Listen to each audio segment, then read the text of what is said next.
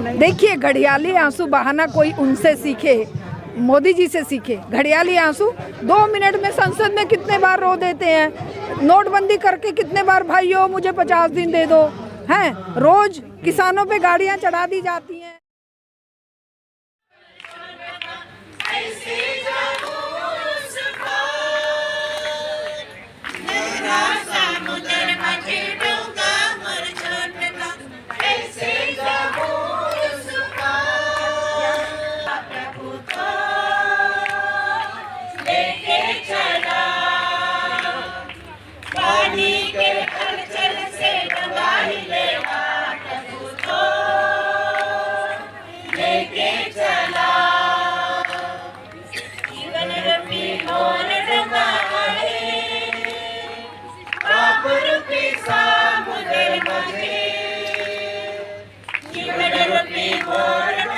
दीक्षित हूँ, all India महिला सांस्कृतिक संगठन से वाइस प्रेसिडेंट हूँ दिल्ली से।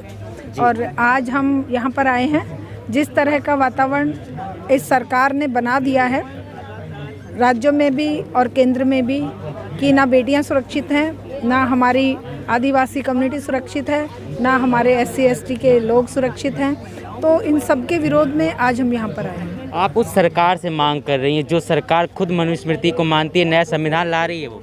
हाँ, नया संविधान वो लाएंगे, लेकिन जनता क्या बेवकूफ़ है, जनता क्या मूर्ख है, जनता क्या जाहिल गंवार हो चुकी है? जनता क्यों नहीं खड़ी होगी उसके विरोध में? अगर मनुस्मृति वो लेकर आएंगे तो हमारा संविधान कब काम आएगा? संविधान ने जो अधिकार दिए हैं, जिसके माध्यम से हम लड़ाई लड़ सकते हैं, वो हमारा कब काम आएगा? उसको हथियार बनाकर हम लड़ाई लड़ेंगे। और अगर वो संविधान को नहीं मानते हैं तो वो खुद भी जाएंगे, क्योंकि संविधान के माध्यम से ही वो चुनकर सरकार में आए हैं। अगर वो संविधान को नहीं मानते तो वो सत्ता में कैसे पहुंच गए? क्यों चुनाव का बहाना लेके अपने सारी एट्रोसिटीज़ को, सारे अपने कुकर्मों को क्यों वो लेजिटिमाइज करते हैं? क्यों वो कहते हैं कि नहीं, जनता ने हमें वोट दिया है? ये तो बहाना, वो जनता के वोट का बहाना तो संविधान के माध्यम से ही उठाते हैं ना। ये तो लाभ वो उन्हीं के माध्यम से लेते हैं, संविधान के माध्यम से। संविधान का सहारा लेकर ही ये जनता का शोषण कर रहे हैं, और जनता संविधान का सहारा लेकर ही जन आंदोलन के जरिए इनको तहस नहस करेगी। बड़े बड़े पदों पर बड़े बड़े पदों पर वो बैठे हुए हैं, क्या लगता है कि नॉन जनरल वर्ग को न्याय मिल पाएगा? देखिए, न्याय यहाँ किसी को भी नहीं मिल रहा है। न्याय के ठेकेदार बन गए हैं वो साधु सन्यासी, वो अय्याश बाबे और वो लुटेरे पूंजीपति। यहाँ कोई भी सुरक्षित नहीं है। मैं एक महिला हूँ और मैं अगर खाते पीते परिवार से हूँ तो क्या मैं सुरक्षित हूँ? मेरी क्या सुरक्षा की गारंटी दे रहा है कोई? नहीं दे रहे हैं। क्यों? क्योंकि सुरक्षा की गारंटी तो किसी की रही ही नहीं है। क्योंकि जहाँ लूट खसोट, आपाधापी, महिलाओं के साथ बलात्कार, महिलाओं को बस से या उससे गाड़ी से बांधकर 13 किलोमीटर ले जाया जाए, या कहीं मार के नदी में फेंक दिया जाए इनके नेताओं के द्वारा, या कुलदीप सेंगर जैसे उस लड़की के पूरे परिवार को, या आसिफा शेख जैसे उनको, या बिल्किस बानो जैसे केस, कौन सुरक्षित है? कोई भी सुरक्षित नहीं है। OBC SC ST को छोड़िए, जनरल कैटेगरी के लोग कितना सुरक्षित हैं? तो ये चीज़ तो हम सबको समझनी पड़ेगी कि अगर हम सुरक्षित रहना चाहते हैं, सबकी सुरक्षा के बिना कोई एक भी सुरक्षित नहीं है। सबकी रोटी रोजी, चिकित्सा, शिक्षा, सबका इलाज, सब कुछ सुरक्षित होगा, सबको उनका हक मिलेगा, तभी ये समाज एक सुंदर समाज बन सकता है, तभी एक सुरक्षित समाज बन सकता है। यही हमारी मांग है और इसी मांग के लिए हम जन आंदोलन। आज देश जो है आज़ादी का अमृत महोत्सव मना रहा है, लेकिन आज भी आदिवासी समाज को आज़ादी नहीं मिली है। नहीं देंगे ये लोग। इनसे आज़ादी की उम्मीद करना तो बहुत ही बेमानी है। आज़ादी हमें लड़कर लेनी पड़ेगी। ये तो हमें नेता बता के गए ना, भगत सिंह जैसे, नेताजी सुभाष चंद्र बोस जैसे लोग।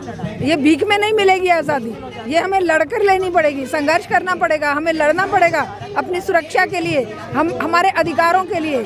ST जो इस ज़मीन के मालिक हैं, इन जंगलों के मालिक हैं, इस ज़मीन, ये जो हमारी पूरी वन संपदा है, नदियाँ, पहाड़, जंगल के मालिक कौन है? ST कम्युनिटी ही है। वही इसको सुरक्षित रखे हुए हैं। उन्हीं को ये बेदखल करके वहाँ पर पूंजीपतियों का साम्राज्य कायम करना चाहते हैं। वहाँ की खदानों से ये बहुमूल्य खनिज संपदा लूटना चाहते हैं। ये वनों को काटकर वहाँ पर अपने फ़ायदे के लिए कार्य करना चाहते हैं, फैक्ट्रियाँ लगाना चाहते हैं। जिसके विरोध में जो भी बोलता है उसी को ये आतंकवादी या उसको माओवादी या उसको नक्सलवादी कहकर या धर्म परिवर्तन का बहाना बनाकर उनको बेदखल करते हैं, उनको उनके घरों को उजाड़ते हैं, उनके बच्चों को अनाथ बनाते हैं। तो इसके विरोध में हम सबको एकजुट होकर लड़ना पड़ेगा। बड़ा सवाल ये है कि महिलाओं के सम्मान की बात करते हुए मोदी जी भावुक होते हैं और वहीं दूसरी तरफ एट्रोसिटी के जब मामले सामने आते हैं तो वहाँ बीजेपी की लीडर्स निकलते हैं। देखिए, घड़ियाली आंसू बहाना कोई उनसे सीखे, मोदी जी से सीखे। घड़ियाली आंसू